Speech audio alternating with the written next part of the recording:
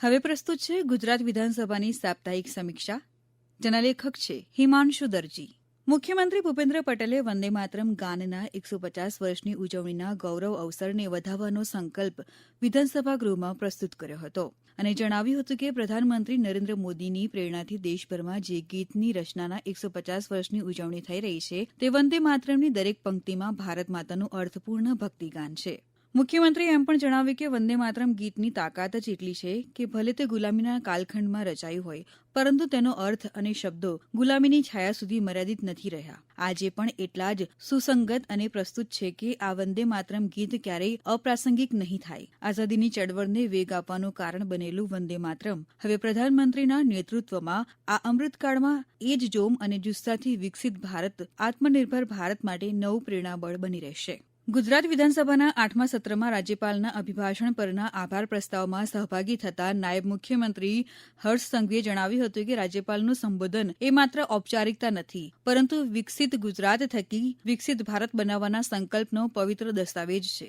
રાજ્યપાલશ્રીનું અભિભાષણ ગુજરાતના પાસ્ટનું ફીડબેક અને ફ્યુચરનો રોડમેપ છે. નાયબ મુખ્યમંત્રીએ ભૂતકાળની સરખામણી કરતા જણાવ્યું હતું કે 20મી સદીમાં કોંગ્રેસ શાસિત ગુજરાતની ઓળખ કરફ્યુ, કોમી રમખાણો અને ટેન્કર રાજ પૂરતી સીમિત હતી. વર્ષ 2001માં શ્રી નરેન્દ્ર મોદીએ ગુજરાતનું સુકાન સંભાળ્યા બાદ રાજ્યમાં કાયમી શાંતિ સ્થપાઈ છે. આજે કરફ્યુ શબ્દ ગુજરાતની ડિક્શનરીમાંથી ભૂંસાઈ ગયો છે અને રાજ્યની દીકરીઓ અડધી રાત્રે પણ નિર્ભયતાથી ફરી શકે છે. જે પથ્થરો ક્યારેક રમખાણોમાં ફેંકાતા હતા, આજે એ પથ્થરોનો ઉપયોગ વિશ્વકક્ષાની હોસ્પિટલો અને યુનિવર્સિટીઓના નિર્માણ માટે થઈ રહ્યો છે. રાજ્ય સરકાર માટે ગરીબ એ વોટ બેંક નથી પણ દરિદ્ર નારાયણ છે તેમ જણાવતા શ્રી સંઘવીએ કહ્યું કે પ્રધાનમંત્રી ગરીબ કલ્યાણ અન્ન યોજના હેઠળ 75 લાખ પરિવારોના 3.18 કરોડ નાગરિકોને વિનામૂલ્યે અનાજ અપાઈ રહ્યું છે. One nation one ration card યોજનાથી ગરીબો, શ્રમિકો ગમે ત્યાંથી અનાજ મેળવી શકે છે. ગુજરાતમાં 10 લાખથી વધુ લોકોને પાકા ઘર આપ્યા બાદ આ વર્ષે વધુ 3.15 લાખ આવાસો આપવાનું લક્ષ્ય છે. આયુષ્માન ભારત મા કાર્ડ હેઠળ 2.72 કરોડ નાગરિકોને 10 લાખ રૂપિયા સુધીની કેશલેસ સારવાર સુલભ બનાવી છે. મંગળવારે વિધાનસભાની બેઠકમાં પ્રશ્નોત્તરી દરમિયાન વિધાનસભા ગૃહ ખાતે ગુજરાત લોકસેવા આયોગમાં કરવામાં આવતી ભરતી વિશે પૂછાયેલા પ્રશ્નોના જવાબમાં મંત્રી શ્રી ઈશ્વરસિંહ પટેલે જણાવ્યું હતું કે પ્રધાનમંત્રી શ્રીના ડેમોગ્રાફિક ડિવિડન્ડના વિઝનને સાકાર કરવા અને રાજ્યની યુવા શક્તિને સરકારી સેવામાં જોડાવાની ઉમદા તક પૂરી પાડવા ગુજરાત સરકાર મક્કમ નિર્ધાર સાથે આગળ વધી રહી છે. ગુજરાત લોકસેવા આયોગ દ્વારા આગામી 10 વર્ષમાં 2.10 લાખથી વધુ સીધી ભરતીનું આયોજન છે. વિધાનસભા ગૃહમાં માર્ગ અને મકાન વિભાગની માહિતી આપતા મંત્રી શ્રી ઋષિકેશ પટેલે જણાવ્યું હતું કે રાજ્યના છેવાડાના વિસ્તારોમાં રોડ રસ્તાના નેટવર્કને વધુ મજબૂત કરવાની નેમ સાથે મુખ્યમંત્રીશ્રીના નેતૃત્વમાં રાજ્ય સરકાર કામ કરી રહી છે. જે અંતર્ગત છેલ્લા 3 વર્ષમાં બનાસકાંઠા જિલ્લાના દાંતા તાલુકામાં કુલ 148 કિલોમીટરના રસ્તાઓ માટે 246 કરોડના કામો મંજૂર કરવામાં આવ્યા છે. અમીરગઢ તાલુકાના ઇકબાલગઢ અને વિરમપુર થઈને યાત્રાધામ અંબાજીને જોડતા મહત્વના માર્ગ માટે રાજ્ય સરકાર દ્વારા 9 કરોડ 80 લાખના ખર્ચે રોડનું નવીનીકરણ કરવામાં આવશે. બુધવારે વિધાનસભામાં અંદાજપત્રની સામાન્ય ચર્ચાના પ્રથમ દિવસે પ્રશ્નોત્તરી કાળ દરમિયાન રાજ્યમાં ડ્રગ્સના દૂષણને નાથવા માટે સરકાર દ્વારા લેવામાં આવેલા કડક અને નક્કર પગલાઓની વિધાનસભામાં વિગતવાર માહિતી આપતા નાયબ મુખ્યમંત્રીએ જણાવ્યું હતું કે મુખ્યમંત્રીના નેતૃત્વમાં રાજ્ય સરકાર ડ્રગ્સ મુક્ત ગુજરાતના સંકલ્પ સાથે આગળ વધી રહી છે. નાયબ મુખ્યમંત્રીએ જણાવ્યું હતું કે ડ્રગ્સના સોદાગરો સામે ગુજરાત પોલીસે ટોપ ટુ બોટમ ઇન્વેસ્ટિગેશન કરીને કડકમાં કડક કાર્યવાહી કરી છે. રાજ્ય સરકારે કચ્છ જિલ્લામાં ડ્રગ્સ સોદાગરોની 32 કરોડ 20 લાખની મિલકતો પણ જપ્ત કરી છે. એટલું જ નહીં, ડ્રગ્સના વેપાર સાથે જોડાયેલા તત્વોના ગેરકાયદે બાંધકામો પર પણ દાદાનું બુલડોઝર ફેરવી દેવામાં આવ્યું છે. ગુજરાત પોલીસે અન્ય રાજ્યોની પોલીસ સાથે સંકલન સાધીને પાંડી બ્રધર્સ જેવા આંતરરાજ્ય ડ્રગ્સ માફિયાઓના નેટવર્કને તોડી પાડ્યું છે.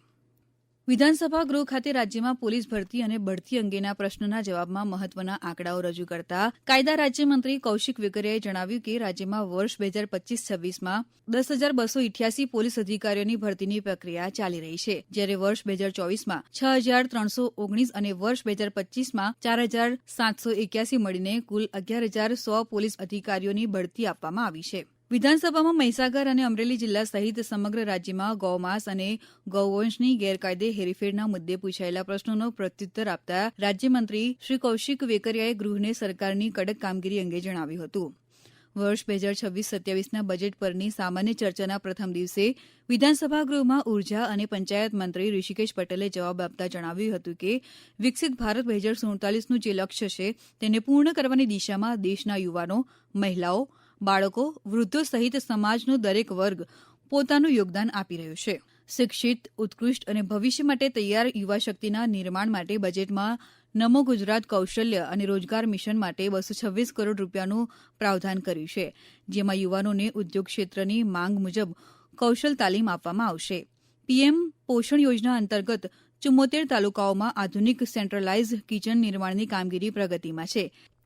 વિધાનસભાની સપ્તાહની કામગીરીમાં ગુરુવારે ગુજરાત વિધાનસભામાં વર્ષ 2026-27ના અંદાજપત્ર પરની સામાન્ય ચર્ચામાં પ્રવક્તા મંત્રી જીતુ વાઘાણીએ રાજ્ય સરકારના વિઝન અને સિદ્ધિઓને ગૃહ સમક્ષ રજૂ કરતા અંદાજપત્રને 6.5 કરોડ ગુજરાતીઓના સપનાઓને સાકાર કરતો અને વિકસિત ગુજરાત 2047નો મજબૂત પાયો નાખતો એક જીવંત દસ્તાવેજ ગણાવ્યો હતો. શુક્રવારે વિધાનસભા સંકુલ ખાતે આયોજિત પ્રાકૃતિક કૃષિ પરિસંવાદને સંબોધિત કરતા રાજ્યપાલ આચાર્ય દેવવ્રતે રાસાયણિક ખેતીના ગંભીર પરિણામો અને પ્રાકૃતિક ખેતીના ફાયદાઓ વિશે તમામ ધારાસભ્યોને વિસ્તૃત માર્ગદર્શન આપ્યું હતું.